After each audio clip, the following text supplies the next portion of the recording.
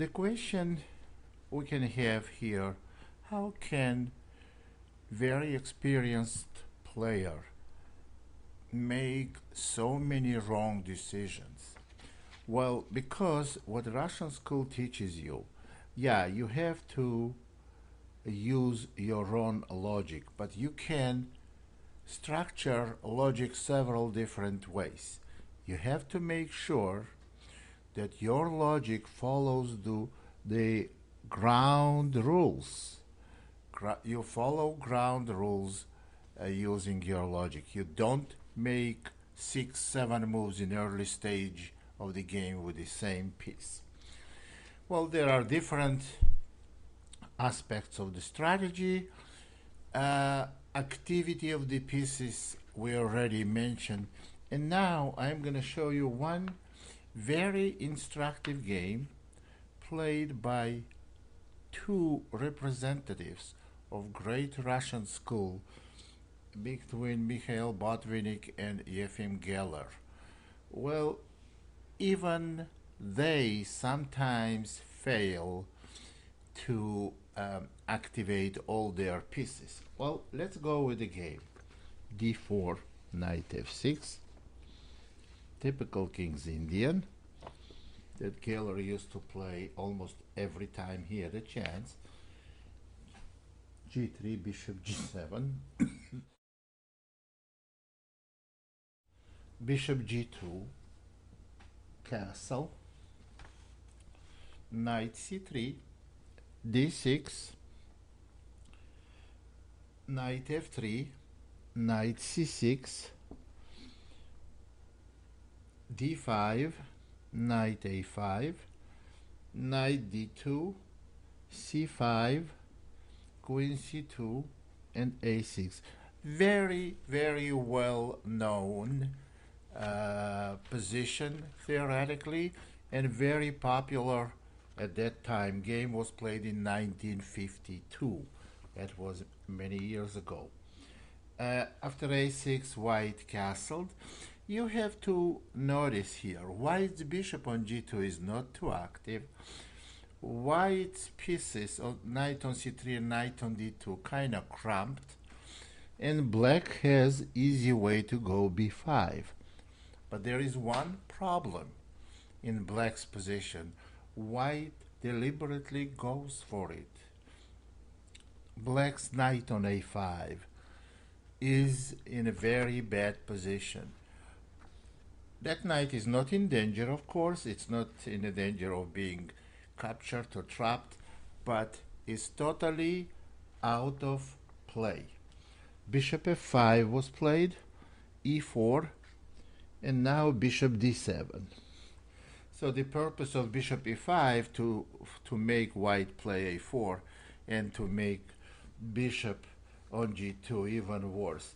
So b3, b5, bishop b2, b takes c, and here the way we may think in this position. It would be bad mistake for white to play knight takes c4 because black has golden opportunity to exchange the bad knight. Pawn has to be taken back with the pawn, which still black remains with a problem of knight on a5. Rook to b8, knight to d1. Now white wants to put bishop on c3 and knight on e3, improving position. This way knight on a5 will be kind of under attack, and black will need one big piece to protect this knight. After knight to d1, queen c7 and knight e3. I think in this position, at this point, white has significant advantage. Rook b7, bishop c3, rook fb8, h3, It's just quiet moves. Black has very hard time generating active play. So, well, what can we say here about this position? Black went rook b4.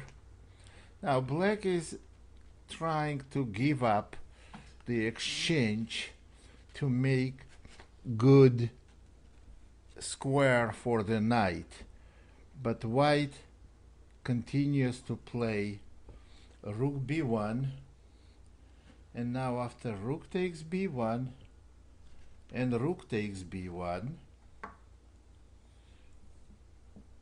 and again rook takes b1 and knight takes b1. Now we see one of the compensations for bad knight black had was the open b file. They don't own this file anymore because all rooks are exchanged. So bad knight on a5 is a real problem. So in this position, black plays queen b6, white goes knight d2 back, and as you see, black has no squares of penetration on the b file, and after knight e8, bishop takes g7, bishops were exchanged, knight takes g7. White has very clear advantage. Well, I was saying on previous DVDs that when you have light square bishop, you have to try put your pawns on dark squares to make this bishop good and make sure the bishop is not bad. Here white has bishop on g2 and almost all central pawns on white squares. But let me refresh your memory what I said about this type of positions.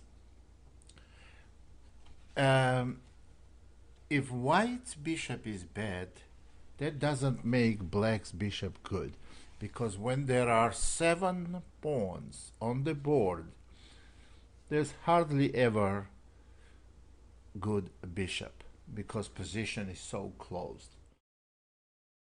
And also white has potentials of going f4 and e5, so white does have a clearly better position. King h2, knight e8, f4, knight f6. Remember, black plays with knight down, so we see even if knight goes to b7, it can't go anywhere from b7, and if it goes to d8, that's a dead end also. So knight is absolutely doomed in this game. So after f4 and knight f6, white goes e5, black goes knight e8.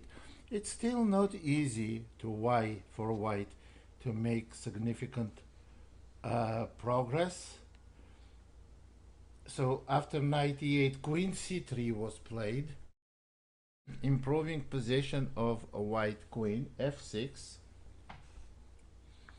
e6, bishop a4. Now white's light square bishop is real bad, but white has potential of pushing king side pawns and creating threats on the king side, because pawn on e6 guarantees them a lot of space on the king side and a lot of freedom of maneuvering. After bishop a4, bishop e4 was played, knight g7, bishop to d3, knight h5, bishop e2, knight to g7, and here white goes for further progress on the king side where they have such a big space advantage. You see, why this game is so instructive. Black has a bad piece and white has a space advantage. So when you make progress here with the white, you have to make sure you never give black any counterplay. After h4, black played knight e8. What is for black to do? If they go queen b4, white can easily play queen c1, and without any progress for black. Black has 3 pieces on queen side, and none of them can make any progress. So knight e8 was played.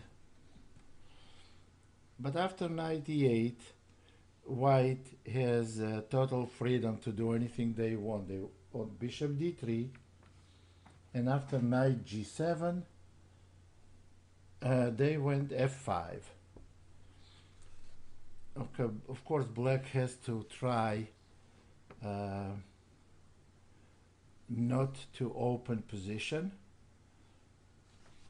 In this game, actually, black never had any any active plan, and they lost in a very few moves. Very, very instructive, and well, this game had a lot of influence on me, so I understood what positional squeezes are. And now it's interesting that a lot of players could do that. At that time in 1950s, it would take maybe like a world-class player like Botvinnik to conduct this squeeze. Now we can see almost in every tournament several games perform that way, because that's what school teaches you.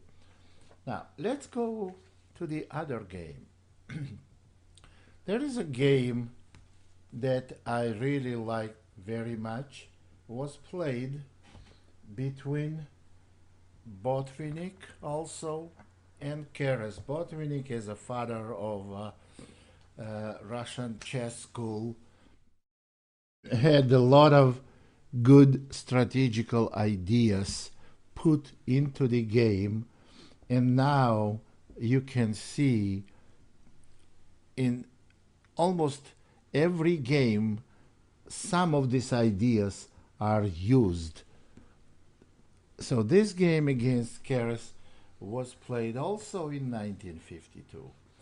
Botvinnik is white, d4, knight f6, c4, e6, knight c3,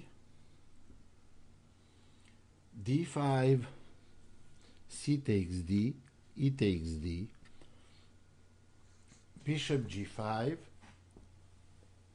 bishop e7, and e3. Well, here is a classical position of quiz gambit declined. After e3, black castles, bishop d3, knight bd7, queen c2, rook e8, knight ge2, knight f8, white castles, black goes c6, rook a to b1, bishop d6, and here it's interesting to see how game continued. Black has a threat of bishop takes h2. It's very simple tactical shot. King takes, knight g4 check, and then capturing the bishop on g5. Obviously this is easy to prevent. King h1 was played, And I have to point now, bishop takes h2 is not working for many reasons. First of all, there is g3. Secondly, simply bishop takes f6 followed by king takes h2. So in this position, after king h1, black played knight g6. But white played f3. Here is the change of plan. Originally, white wanted to play b4 and b5, but right now they are trying to play e4. And the reason for that is that black played bishop d6. Now it's easier to play e4 because the knight on f6 is pinned. After f3, bishop e7 was played back, and now rook b1 to e1. So white is determined to play e4. And once e4 is played, slow advancement in the center, where white practically has an extra pawn in the center. They have more centralized pawn structure. And if they go e4, they will absolutely dominate in the center. And that's exactly actually what happened. Knight to d7, bishop takes e7, rook takes e7. White also played knight g3. That's another useful move. e4 is definitely coming. Black cannot play c5 because knight takes d5, so e4 is absolutely unstoppable. After knight g3, knight f6, queen f2 was played with the idea e4, because after e4, white's d4 pawn may be hanging. So white protects that pawn by playing queen f2, and after bishop e6, white made another move, knight f5, before they went e4. They could have played e4 right now, but they probably tried to stay away from some kind of a c5 idea, so maybe rook d7. So white decided to go knight f5.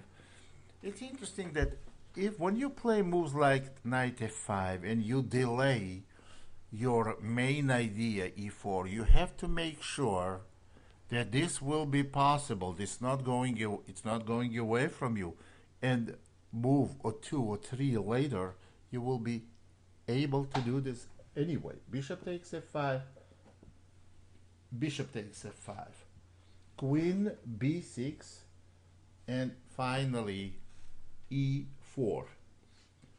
D takes e, f takes e, and rook to d8. Now e5 was played, knight d5, knight e4. White achieved position of absolute domination. White is dominating in the center. They have space advantage. They have very dangerous outposts for knight on d6. f7 is potential weakness.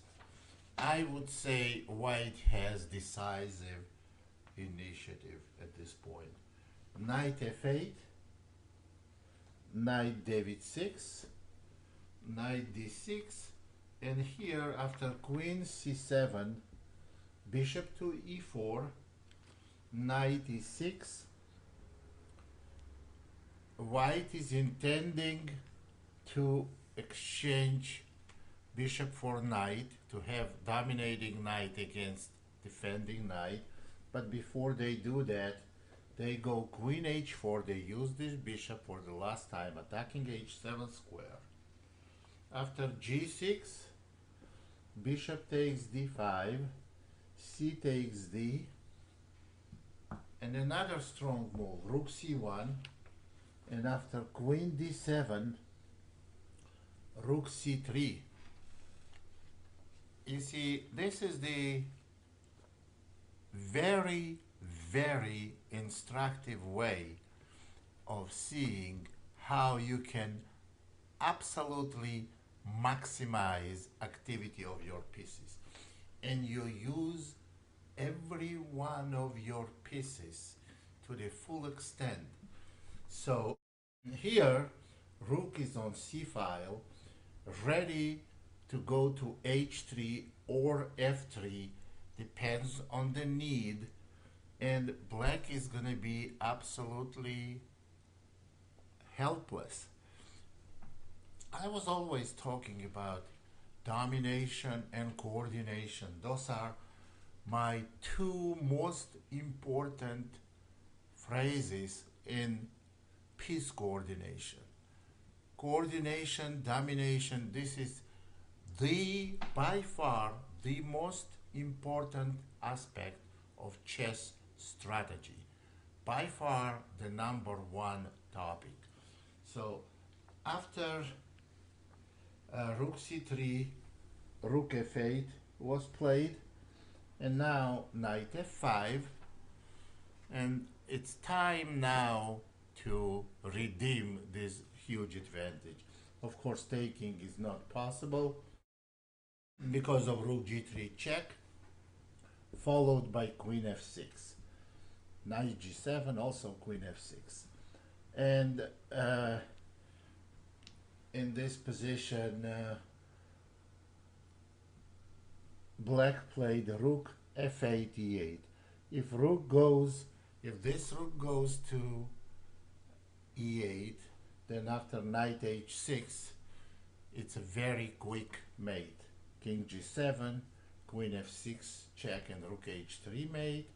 And on king h8, it's the same, queen f6 check, knight g7, and now we can go rook h3, rook f3, we can go knight takes f7 with a quick win.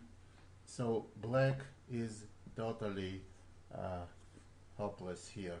After rook f8 to e8, white didn't bother taking the knight on rook on e7.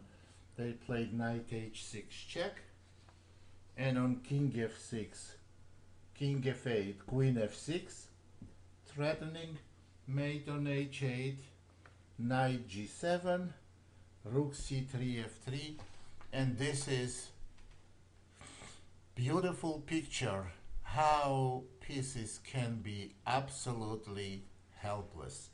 The threat is queen takes f7 with mate in 2 moves. And black played rook c8 in this position. Now knight takes f7, and we don't need to continue, just rook e6 was played, and after queen g5, black simply resigned. In this game, I want to tell you that white never made absolutely ingenious move. They had very healthy strategy. And although the game was played in 1952 and these strategies were not very well known to general public, today I wouldn't be surprised if I see game on this level played by any regular master or maybe even expert. Anyone. The only difficulty was there to stay focused, to be focused with the general idea of playing e4 and improving your pieces, just to be consistent and not get distracted by some other phony threats on or some tactics, and not be overconfident that you can win this game in like next few moves. No, it slightly building up the pressure and converting it to the mating attack. Very impressive game played